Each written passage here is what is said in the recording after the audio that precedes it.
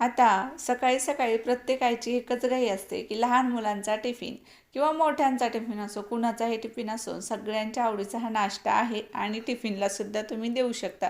तर चला, मऊसूत असे मस्त पालकाचे झटपट पराठे कसे बनवायचे, अगदी 10 मिनिटामध्ये हे तयार होतात. तुम्हाला पण बनवायचे आहेत ना?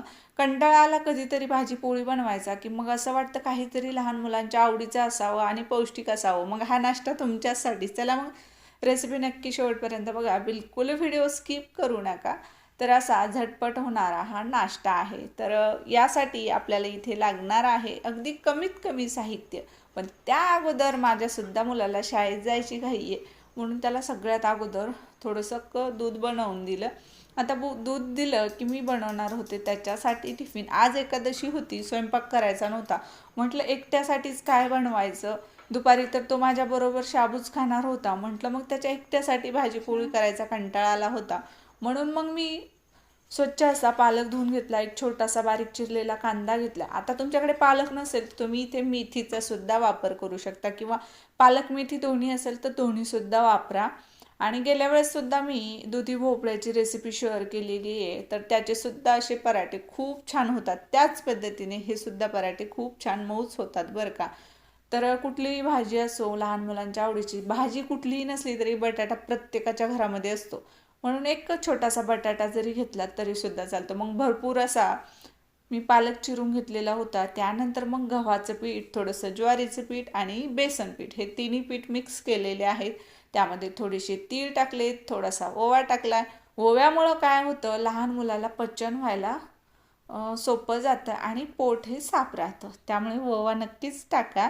आणि तीळ टाकल्यामुळे तो पराठा अजून खमंग लागतो. त्यानंतर लहान मुलांच्या आवडीनुसार लाल तिखट टाका किंवा हिरवी मिरची टाका, दोन्हीसुद्धा टाकू शकता. थोडीशी हळद टाकलेली आहे आणि थोडेसे जिरे टाकायचे. आता इथे तुम्हाला लसूणसुद्धा बारीक करून टाकायचं असेल तर लसूणसुद्धा वापरू शकता. आता पिठाची क्वांटिटी कशी घ्यायची, तर तिन्ही थोडं थोडं करून घ्या. आता इथे जर तुमच्याकडे एखादं पीठ नसेल, बेसन पीठ किंवा मग ज्वारीचं पीठ, तर चालतं बरं का. गव्हाचं पीठ बेसन पीठ घ्या किंवा मग बेसन पीठ ज्वारीचं पीठ असं सुद्धा घेऊ शकता. चला, आवडीप्रमाणे मीठ टाकलेलं आहे. आता बारीक चिरलेला कांदा आणि हा बारीक चिरलेला पालक, त्यामध्ये कोथिंबीरसुद्धा टाकल्या. भरपूर असं पालक आणि कोथिंबीर, पीठ कमी आणि भाज्या जास्त असं प्रमाण घेतलं की मग कसं पराठा अजून मऊ होतो.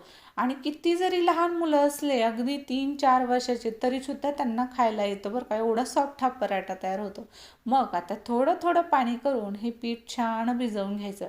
माझ्या मुलाला जास्त करून पोळी भाजी देण्याऐवजी मी असे पदार्थ देत असते. तो टिफिन फिनिश करून येतोच. कधीही त्याचा टिफिन असा घरी आलाय असं होतच नाही, कारण लहान मुलं जे आहेत त्यांना असे पदार्थ खूप आवडतात. आणि माझ्या मुलाला तर दही केचप असं दिलं आणि पराठे दिले की तो त्या पराठ्याबरोबर आवडीने खातो. पण केचप मी जास्त करून देतच नाही. पण आज दही नव्हतं घरामध्ये, मग 2 पाऊच होते केचपचे छोटाले, तेच देऊन टाकलं. पण एरवी मी दही देत असते, कारण तो दहीसुद्धा या पराठ्याबरोबर आवडीने खातो. आता दहीसुद्धा हेल्दी आहे आणि पराठासुद्धा हेल्दी आहे. फक्त एखाद्या वेळेस नसेल तर मग केचप देत असते. चला, सगळ्यात अगोदर तेल लावून घेतले तव्याला. तवा गरम झाला की आता हे पीठ छान असं मळून घेतलेले, म्हणजे भिजवून घेतलेलं आहे. आता आपण जसं भज्याला पीठ भिजवून घेतो तसंच भिजवायचं. जास्त घट्टही नाही आणि जास्त पातळही नाही. आता हे थोडंसं अजून थोडंसं मिक्स करून घेतलं. 5 मिनटं भिजू द्या. गडबड असेल तर नाही भिजू दिलं तरीसुद्धा चालतं. चला, आता हे पराठा टाकण्यासाठी हे बॅटर टाकून घ्या. आता यामध्ये भरपूर भाज्या आहेत बरं का, थोडंसं त्यामुळे जाड टाका. पातळ जर टाकलं, बॅटर जर पातळ झालं तर हा पराठा आपल्याला पलटता येणार नाही, कारण ते एवढा सॉफ्ट असतो ना. आणि पातळ झाला की मग पलटल्या जात नाही, आणि भाज्या असल्यामुळे तर तो जास्त लवचिक होतो. म्हणून मग थोडासा जाडसर टाकायचा आणि झाकण ठेवायचं. म्हणजे कसं, त्या पराठ्याचे जे पीठ आहेत आपण टाकलेले, ते पीठसुद्धा उकडून निघतात. आणि लहान मुलगा असेल तर मग त्याला खायला काही जड वगैरे वाटणार नाही, म्हणून ते उकडूनसुद्धा निघतं आणि भाजूनसुद्धा निघतं. म्हणून झाकण ठेवा. खालची साईड छान पचून घ्यायची आणि पलटून घ्यायचं. आवडीप्रमाणे तेल लावून घ्या. एखाद्या वेळेस पहिला पराठा जो आहे ते तव्याला चिटकतो, पण माझा लोखंडी तवा असल्यामुळे तो बिलकुल चिकटला नाही. एखाद्या वेळेस ॲल्युमिनियमचा तवा असेल तर चिटकू शकतो. तर तुमच्याकडे जे तवा असेल नॉनस्टिक असेल तर मग अगदीच चांगलं, पण जो असेल तो पहिल्या वेळेस जर चिटकलं तर घाबरू नका. आणि एखाद्या वेळेस पातळ जर जर झाला तुमचा टाकण्यात पराठा तर मग चिटकू शकतो 100%, त्यामुळे थोडासा जाडच टाका. चला मग पहिला पराठा मस्त खरपूस होईपर्यंत मंद आचेवर भाजून घेतलेला आहे. आणि आता दुसरासुद्धा मस्त पराठा असाच टाकायचा आणि भाजून घ्यायचा. आता तेवढ्या पिठामध्ये मी 2 पराठे बनवून घेतलं होतं. पीठ म्हणजे छोटी 1 वाटी असेल, तिन्ही पीठ मिळून एवढंच पीठ घेतलं होतं आणि 1 वाटी भाजी असेल जवळजवळ छोटी वाटी. तर हे दोन्ही वाट्याचे मिळून 2 पराठे असे मस्त त्याच्यापुरता नाश्ता तयार झालेला होता. आणि आज शनिवार असल्यामुळे स्कूलसुद्धा लवकर सुटणार होती. म्हटलं चला मग 2 त्याला गुलाबजामू दिले. आता असं काहीतरी डब्यामध्ये गोड असेल मुलांच्या आवडीचं तर मुलं अजून जास्त टिफिन आवडीने खातात, म्हणून मी घरामध्ये असं काहीतरी नेहमी बनवलेलं ठेवत असते.